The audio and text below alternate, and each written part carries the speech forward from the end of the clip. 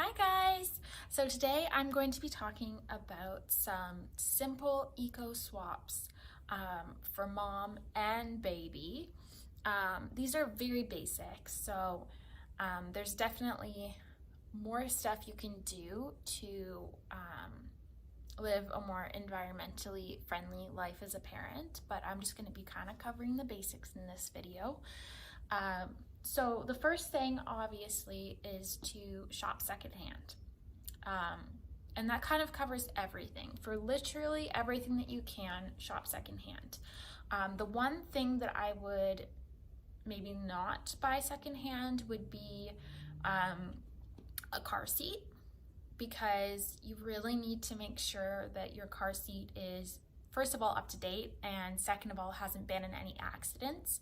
So unless you're getting it from somebody who you are very close to and know well, and you know that it hasn't been in any accidents, and you also know that it's a current up-to-date model, I would probably buy that new. And then also cribs, you have to be very careful with, just because, again, they need to be a more current model. Certain older styles of cribs have been found to be unsafe. Same thing with mattresses. So again, unless you know what year it's from and everything, I would probably buy that new as well. Our crib we did get secondhand, but it was from a friend, and so we know them and we knew what year it was from and everything.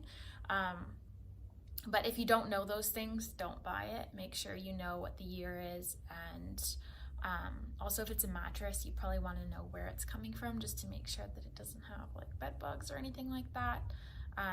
But other than that, everything, if you can buy it secondhand, buy it secondhand. Toys, clothes, books, gadgets, it's all going to be probably a quarter of the price of brand new, and it's going to work just as well. Your baby will not know the difference, I promise you.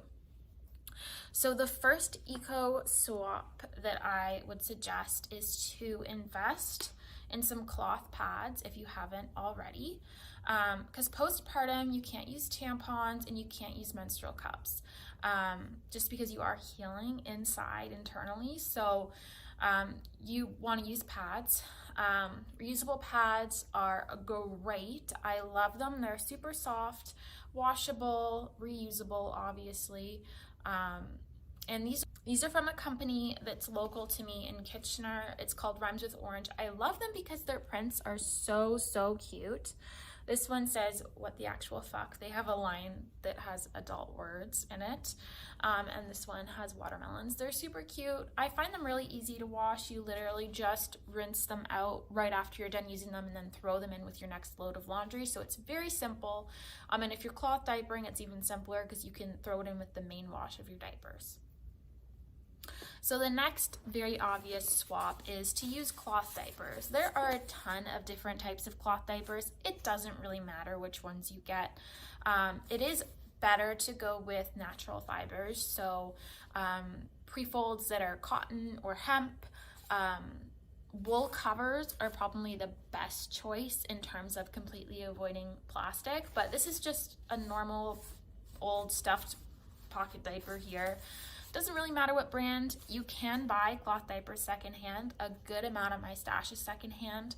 Just make sure that you wash and sanitize them well before you use them, but they're great. Just make sure that the elastics are still in good condition if you are buying secondhand. But it's a great thing, because buying cloth diapers new does take up a lot of resources. Like, it takes a lot of water and natural resources to make a cloth diaper. So if you can buy them secondhand, buy them secondhand. The next thing kind of goes along with cloth diapers, and that is cloth wipes. If you're cloth diapering, adding cloth wipes to your routine is a no-brainer. It's super simple because, again, it just goes right in your diaper laundry. So it's like no extra work at all. I literally just wet mine with water. And the reason why you'd want to go with cloth wipes is because most baby wipes are not biodegradable or compostable. They have plastic in them, and they can take hundreds of years to decompose. So even though you wouldn't assume that baby wipes have plastic in them, most of them do, and the ones that don't are usually a lot more expensive. So unless you're rich, cloth wipes are the way to go. The next thing is also really simple, and that's just to have like a reusable kind of like burp cloth around. These were handmade for me by one of my aunts, and it's just a great way to wipe up baby spit up without using paper towels or toilet paper or whatever else you have lying around. And again, simple to wash. You can throw them in with the main wash of your diapers. The next thing is more for mom, and that is reusable nursing pads. Again, easy to wash, but it does save you a lot of like disposable stuff, because if you're using nursing pads, you have to change them like every like couple hours or so, maybe even more than that if you're using the disposable ones. But for me, I used nursing pads for the first 3 months of breastfeeding because I leaked like a hose, seriously. And so these were really helpful, and I never had to buy disposable ones, so it saved me a lot of money. The next thing is to find some sort of reusable breast milk storage if you are breastfeeding. A lot of the breast milk storage is disposable. It's just those little plastic baggies, but you can find containers that are made specifically for breast milk, or you can also just use mason jars. They work too, and there are also reusable silicone breast milk bags, but they're kind of pricey. So I prefer to just use whatever containers I have lying around. As long as you leave a little gap at the top, it should be fine, because breast milk expands when you freeze it. So the next thing is for baby. Again, if you're planning on giving milk via bottle, or even if you're not, you should have bottles on hand, probably, just in case. Glass bottles, they last longer, and glass is 100% recyclable. There's usually still a plastic component. Even with the mason jar baby bottles, I believe there's still a plastic component, but it's a lot less plastic than with a plastic bottle. And I find plastic bottles just get gross. Like, they do not hold up well. Like, won't even last you one baby probably. And then once your baby starts getting onto solids, there's a lot of waste there as well. You get those baby food pouches, and just a lot of other plastic covered snacks and stuff. But if you are going the route of purees, instead of using those little like pouches of baby food that can't be recycled, go for glass jars of purees, because these are 100% recyclable and you can reuse them if you don't want to recycle them. So it's a win-win. And finally, once your baby starts drinking water, go with a nice stainless steel water bottle. I find these are so much more durable.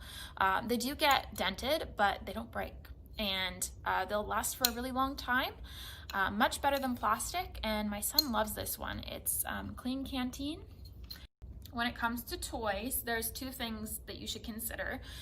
First of all, if you're going for like teething toys, stuff like that, you want to try to get rubber teething toys, 100% natural rubber, because these are actually biodegradable and they won't stick around for like 500 years. They're all natural. I think they're made from like the hevia tree.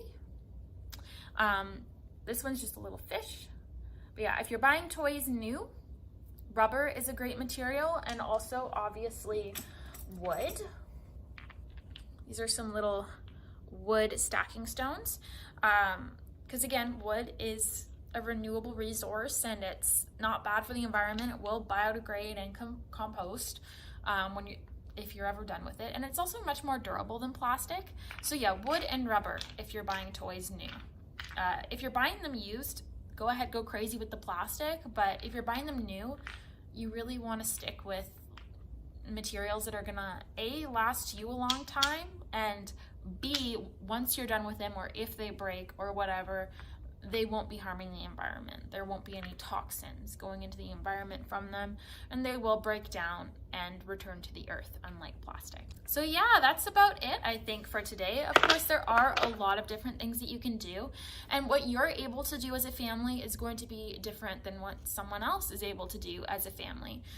But I think that if we all just try our best to make the swaps that we can sustainably make for our lifestyles, then we can significantly reduce the amount of waste that we're putting out into the world.